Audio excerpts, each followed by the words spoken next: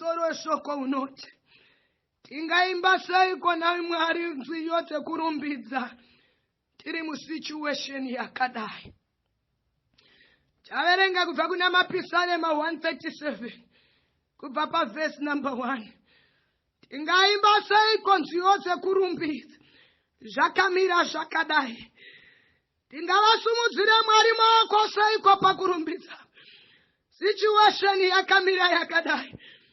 Mwari we ndingakunamatai seiko kumba zvakamira zvakadai. Mapisarema 137. By the rivers of Babylon we sat and wept when we remembered Zion. There on the poplars we hang our harps, as for they our captors asked for our songs. Our tormentors demanded the songs of joy. They said, sing as one of the songs of Zion. But we said, how can we sing the songs of the Lord while in a foreign land? If I forget to Jerusalem, may my right hand forget its skills. Israel ndokuenda muunhapwa neBhabhironi mazuva aNebhukadhineza vatadzira Mwari. Mwari ndokutsamwa ndokuvasiya vamaoko emuvengi. Bhaibheri rinoti pamakombekombe erwizi takagara ndokutanga kuchema. Situation yavakanga vasangana nayo yakanga isiri situation yaifadza. MuBhabhironi makanga musinganakidze varume. MuBhabhironi maisacrificewa vaIsraeri. MuBhabhironi maishandiswa Israeri. Makete eBhabhironi akanga asingayambuke nyore nyore. Makanga musingabudike muBhabhironi. Ndomuya maiswa ana Shadrach makombo emoto. Ndomuya maiswa ana Daniel makombo eshumba. Bhabhironi yaityisa vadikani. Israeri ndokugara kumhiri kwerwizi. Ndokutanga kuchema, ndokutanga kuridza mhere. Bhaibheri rinoti vaivashungurudza ndokuvashanyira ipapo. Vakati rumbidzai kanziyo dzenyu dzamunoimba kana muri kukereke. Rumbidzai kamwari wenyu wamunoimbira kana muri muJerusarema. But Israeri inopindura inoti tinoimba sei nziyo dzekurumbidza. Tingaimbe sei taane mazuva tisingatyosati. Tingaimbe sei HIV yapedza rudzi. Tingaimbe sei kenza yachiparadza. Tingaimbe sei kweda kuna anororo. Tekurumbidza toimba sei Mwari. Tekurumbidza toimba sei pese patinopinda mukereke tinotanga kubuda misodzi. Pese patinopinda mukereke tinotanga kuuya imhe.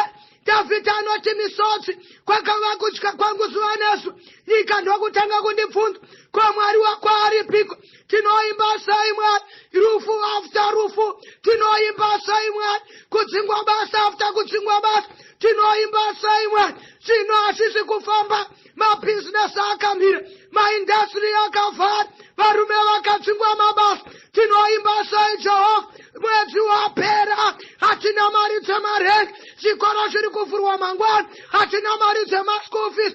Tinoimba sei vanonzi imbai kanziyo yekurumbidza Mwari wedu. Asi Israeri inobvunza dai baba toimba sei. Toimba sei mukereke. Toimba sei dzekurumbidza. Zvinhu zvakamira zvakadai. Pindirai Jehovha. Pindirai mutsvene waIsraeri. Mukereke ndemakunama ndemekukurumbidzai. Hamusi mekuchema unhamo. Hamusi mekuchema urombo. Asi pese patapindira misodzi yega yega. Toimba sei dzekurumbidza. Erabosha. Toimba sei Mwari. Toimba sei Jesu. Toimba sei mutsvene waIsraeri. Toimba sei anamai. Toimba sei vasikana.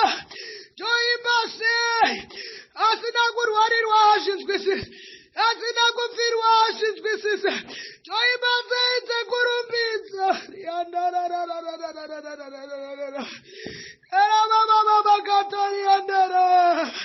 Toimba sei Mwari nakasiyiwa nevana murume akatizwa. Toimba sei Jesu indikia mahande eramokataria riandara ramoshata. Tinoimba sei Mwari unerera 87 years unerera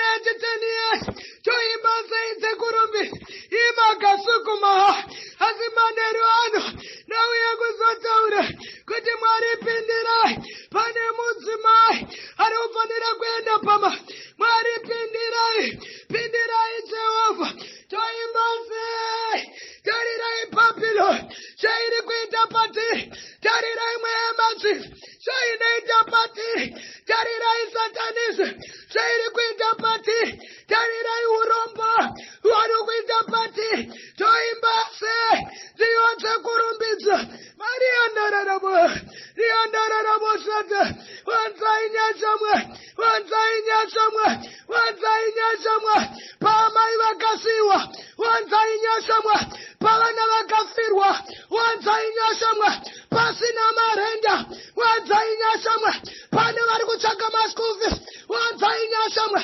Toimba sei taburitsirwa zvinhu panze, toimba sei masarari asingauyi, toimba sei yandararabwa,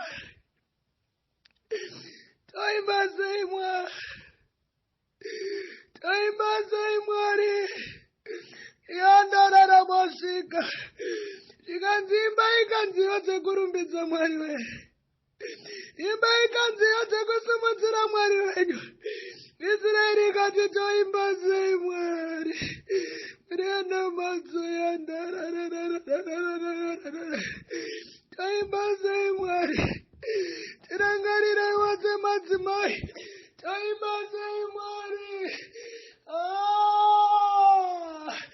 Ritama kutsuma andiri atsuma era baba erianda varikatsuyanda, toimba sei Mwari dzekurumbidza chikafu musina mudzimba, toimba sei Mwari we zvibereko zvakapararaka, ndiri ngoma mumuchami vanhu, ndinoimba sei yekurumbidza ndichitsvaira yati hamwane apa ndisina kanochema ipapo, ndinoimba sei dzekurumbidza mautererere riyatorerere